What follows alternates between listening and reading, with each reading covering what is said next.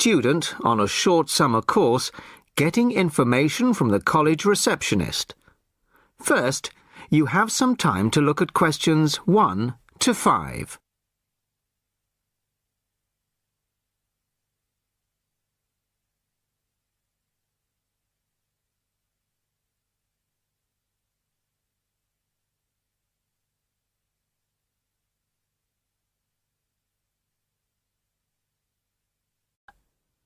Now the test will begin. You should answer the questions as you listen, as you will not hear the recording a second time. Listen carefully to the first part of the conversation and answer questions 1 to 5. Sorry to keep you waiting. OK, here's the information you need. On the first page, there's some info about the college, the facilities, the courses on offer, etc. Then, on these blue pages here, there's an outline of the social activities. You see there, OK? Yes. Now, this part of the booklet here, the yellow pages, that's the main program starting at 9 a.m. tomorrow. 9 a.m., OK. So all the new students will be gathering in Herville Hall at 9 o'clock. Sorry, where? Herville Hall. I'll spell it for you. It's Hervill, and then Hall for hall, of course. It's the big white building by the entrance. OK, I've seen it. Right. Anyway, you'll be in there for an hour. First, the Director of Studies will explain the various courses we offer and the requirements for them.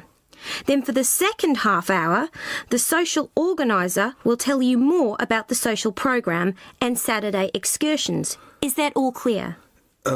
Yes, I think so. Then where do I go after that? Yes, OK. After the talks in the hall, there's a break. And then at 11:15, go to classroom 4 to have a placement test. 11:45. This placement test is to find my level in English? Exactly. Then, after the test, all the new students are invited to a special welcome lunch. In the cafeteria? No, not for the welcome lunch. It's in a restaurant near the school, an Indian restaurant. Oh, OK. I don't think I've ever tried Indian food. Do you like spicy food? Yes, I do. Then you'll love Indian. Before you hear the rest of the conversation, you have some time to look at questions 6 to 10.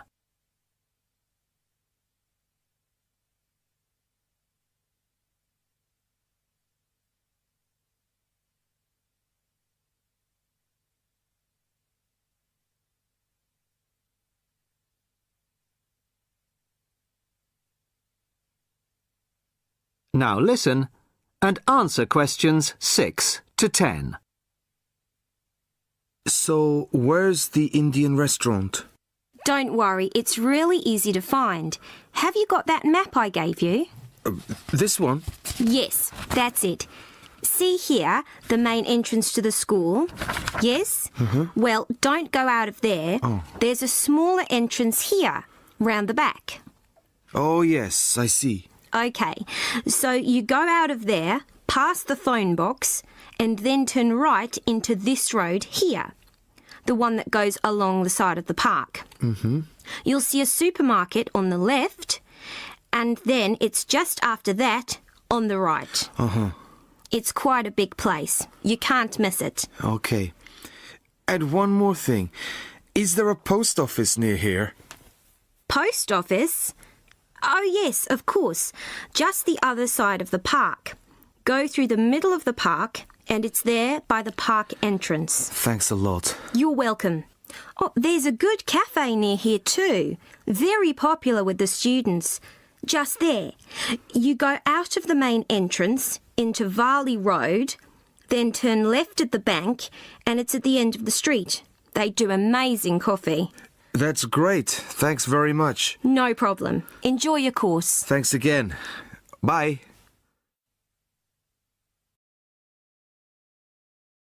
That is the end of part 1. You now have half a minute to check your answers.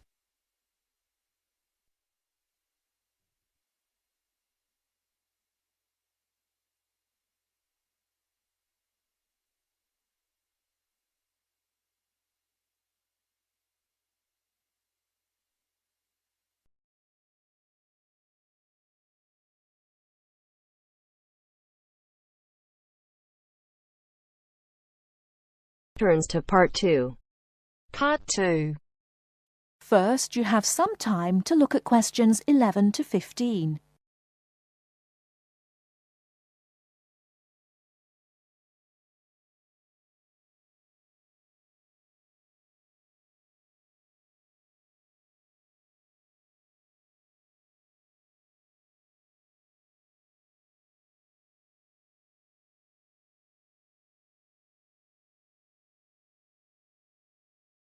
Now, listen carefully and answer questions 11 to 15.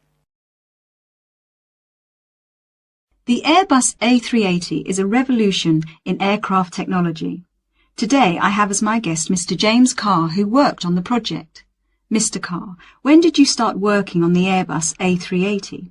I started working on the A380 project at the beginning of 2003, about a year after the first real construction began, although work on the plane began in 2000. Can you tell us something about the plane? It is the biggest passenger jet in the world, with a capacity of 550 to 600 seats. It is over 24 metres high and has a wingspan of around 80 metres. It has 20 wheels and weighs 421 tonnes without passengers, and has a range of 14,800 kilometres. What exactly did your job involve? Were you working on the fuselage? No, I was working on the wing assembly at Broughton in North Wales. The fuselage and tail fins were made in Germany and Spain, and the final assembly took place in Toulouse, France. My job was to work on the computer-controlled wing panel assembly machines. These wing panels are not just sheets of metal, but have reinforcing stringers, which are long pieces of metal running along their length. The stringers are needed for strength. For the A380, Airbus invested heavily in automated machinery to fit these. The wing panel assembly machines cost around $12 million each, and there are now 6 of them. The machines required control programs to operate them, which told them where to go and what to do. I was responsible for the control programs. How many people were working on the wing assembly? It involved around 1,000 people, but this was a small percentage of the total, and they weren't all working at Broughton. Before the wing assembly took place, the wing had to be designed. This required massive amounts of research. The wing must be strong enough, but the weight must be kept to a minimum for safe takeoff and landing. The takeoff speeds for large aircraft can exceed 330 kilometers per hour. What was the factory at West Broughton like? Very big. The part I worked in was as high as a 6 or 7-story building. On some days there were clouds inside the main building. There were other buildings, offices and departments inside the main buildings. Workers used bicycles, trucks and vans to get around inside. The building is the size of 6.5 football pitches. How did you test the wing? The wings went through several tests to confirm design and stress predictions. For the new aircraft, we tested one set of wings to destruction to find the strength. In other words, we completely destroyed the wing. We used another set of wings for fatigue testing. Fatigue testing is where we move the wings up and down repeatedly over a long period to check that they perform well and that no cracks appear. There were also test aircraft that pilots flew to check flying performance, fuel economy, loading and safety. How did you feel when the first plane was finished? The A380 is the most significant commercial aerospace project in over 30 years, and so it was good to be involved with something so important. On the 27th of April 2005, we watched as the A380 test aircraft flew for the first time, and there was a real sense of achievement. Did you have any problems during the construction? We didn't attempt a project of this size without expecting some problems. The whole thing was a problem-solving challenge from start to finish. Nothing was predictable. For example, while we were developing the programs, the robots nearly put holes in the wrong place and we had to start again. All these problems cost the company millions of dollars along the way. How much did the whole project cost? I would guess it cost around £8.4 billion or 12.6 billion euros. Thanks for talking to us, Mr. Carr. Not at all.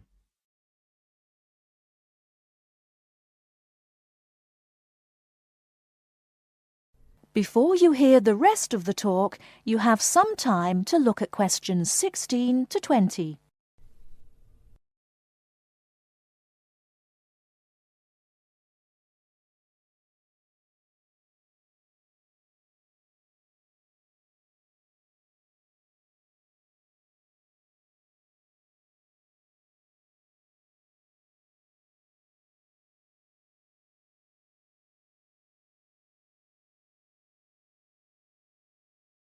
Now listen and answer questions 16 to 20. Welcome to Eurostar International Customer Relations. For English, please press 1. Thanks. Your call will now be placed in a queue and answered as soon as an agent becomes available.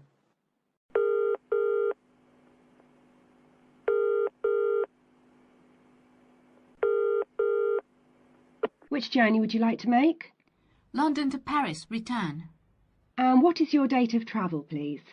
The 21st of March, coming back on the 6th of April. What time of day would you like to travel? Around midday is best for me. There is one departing at 12:09 from Waterloo Station. Pardon? Could you repeat that, please? 12:09. 9 minutes past 12. Yes, 9 minutes past 12. Gets to Paris at 15:59. Right.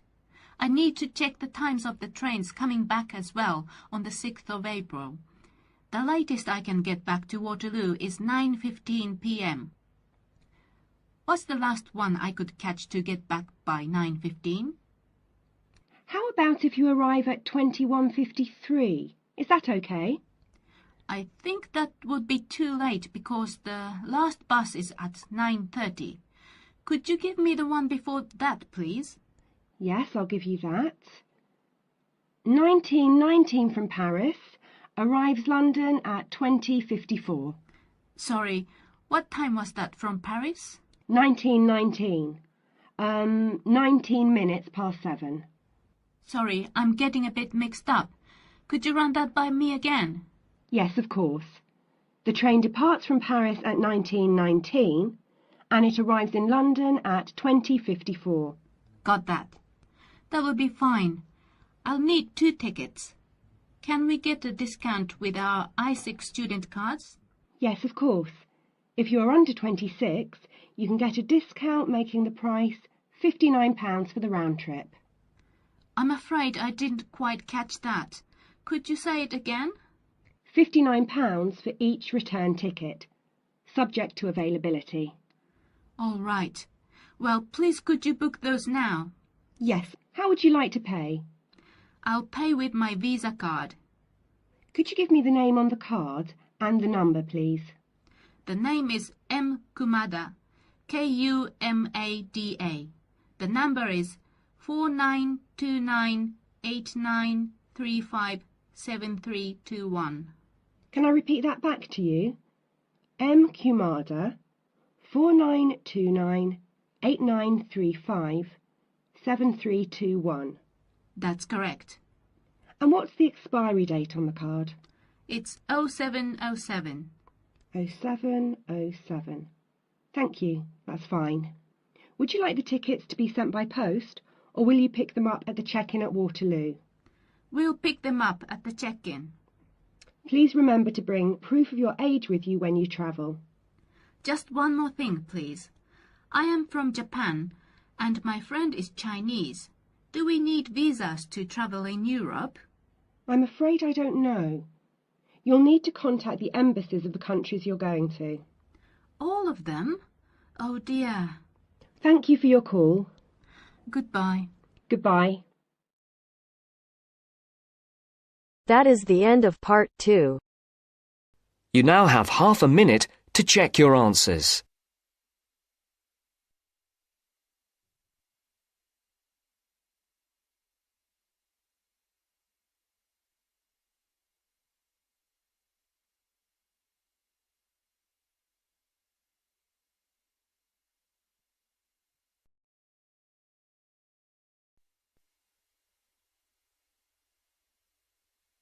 Now turns to Part 3. Part 3. You are going to hear a lecture about the Miners Hotel. First, you have some time to look at questions 21 to 24.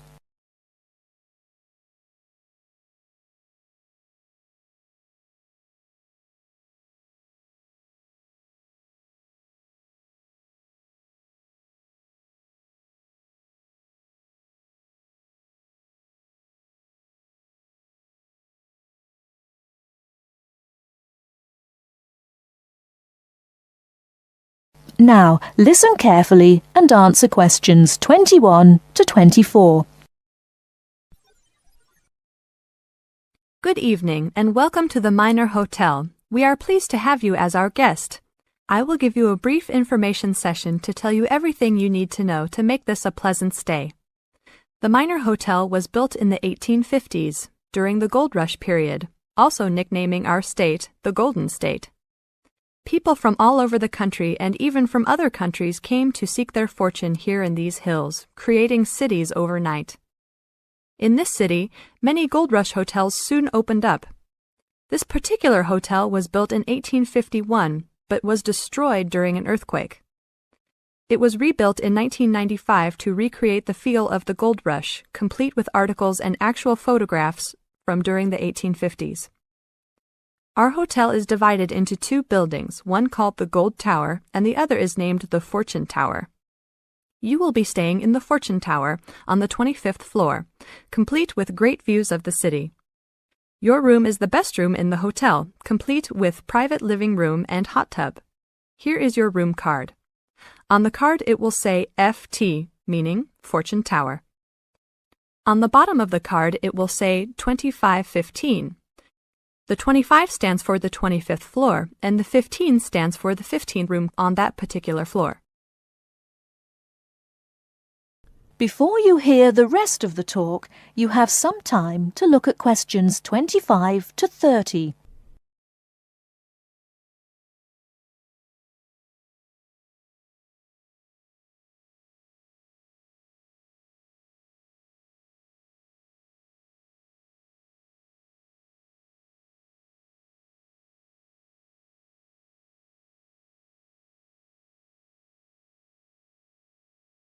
Now listen and answer questions 25 to 30.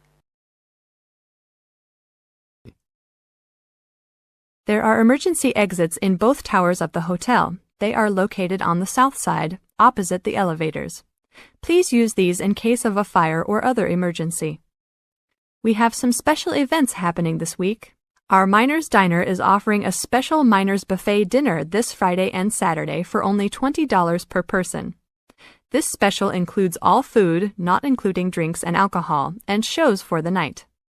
The buffet will be available from 5 to midnight. Because of the historical significance of our hotel, there are some special rules. The first rule is that there is no smoking allowed anywhere in the building, not even in your own room. This is not only to ensure the safety and health of our guests, but also the furniture and pictures can be easily damaged by smoke and other harsh treatment. Please remember that there are items of furniture over 100 years old here, so respect the rules by not smoking. Secondly, please do not take pictures using a flash of any of the drawings and paintings in the rooms or hallways, as they are old and fragile. We are doing our best to preserve a national treasure, so please help us in doing so.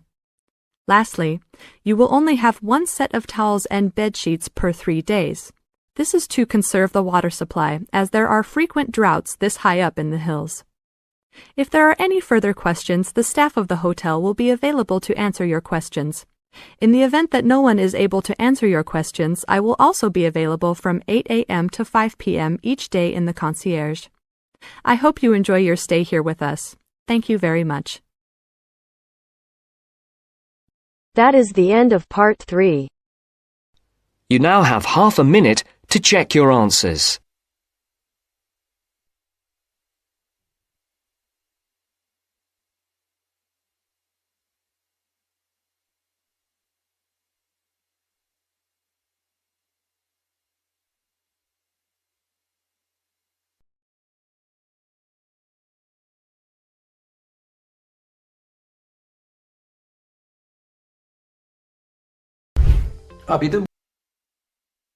Now turns to part 4.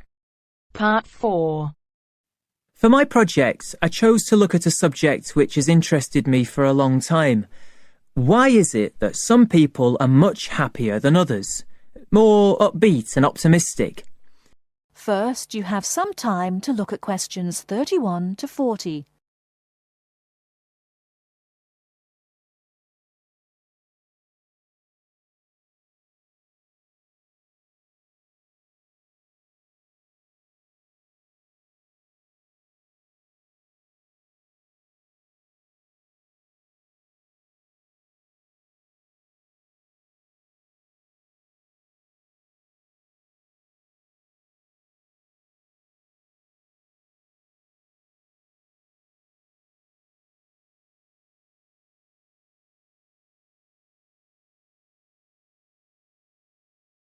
Now listen carefully and answer questions 31 to 40.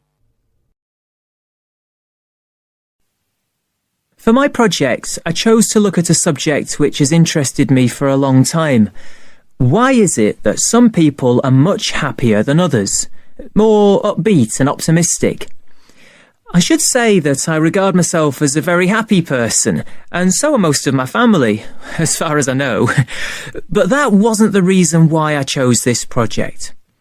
Some people think that nowadays we're becoming more depressed than we used to be, but I'm not convinced by that. And I came across some interesting research which tries to look at the subject from a positive point of view. It emerged from a movement called the science of well-being. And I decided I wanted to investigate it for my project because it involves several different types of factors. It can be viewed not just from the mental or physical side, but also from the social perspective. Now, in a large-scale study of several thousand people of different ages, researchers found 3 main characteristics which appeared again and again in people who identified themselves as happy. The most significant factor was that you don't have to be someone who does something brilliant, discovers penicillin or composes a symphony, for example. But happy people do seem to know what their strengths are. This enables them to make the best of themselves and not to dwell on what they're doing badly. Another striking finding was that happy people tend to be very curious, not about family gossip or things like that, but about larger issues, like current events. I remember one person the researchers interviewed had never learned to read, but he was happy because he kept up through TV news.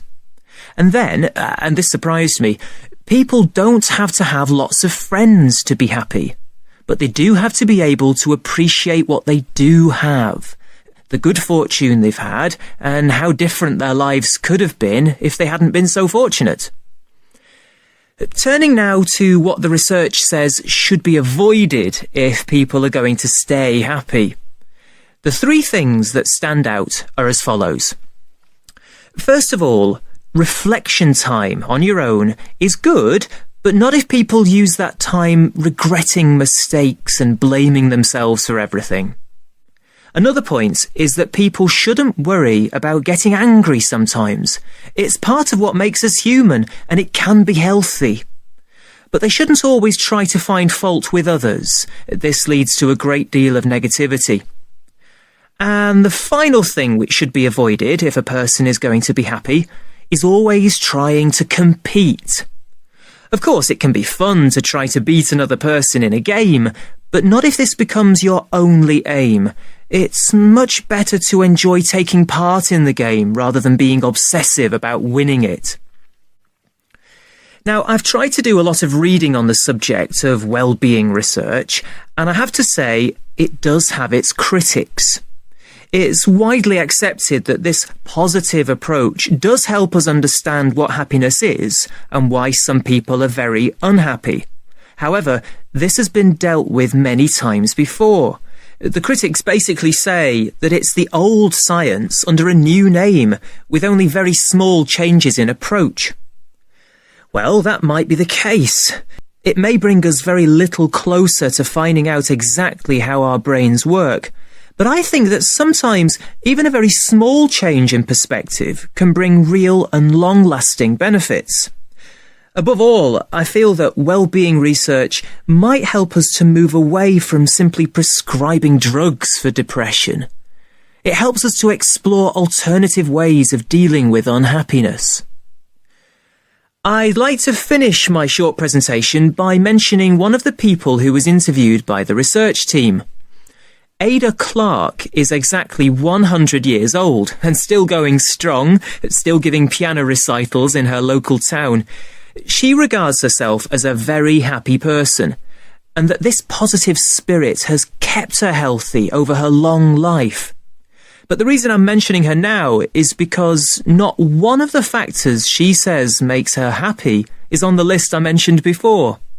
Every human life is unique, and we cannot guarantee what will make each one of us happy. That is the end of part 4. You now have half a minute to check your answers. अभी तक baby code download नहीं की? यहाँ पे लाखों बच्चे free में आइल्स clear कर रहे हैं with the help of baby code IELTS. तो link in the description. Try करो. Do not forget my promo code IELTS50. Okay.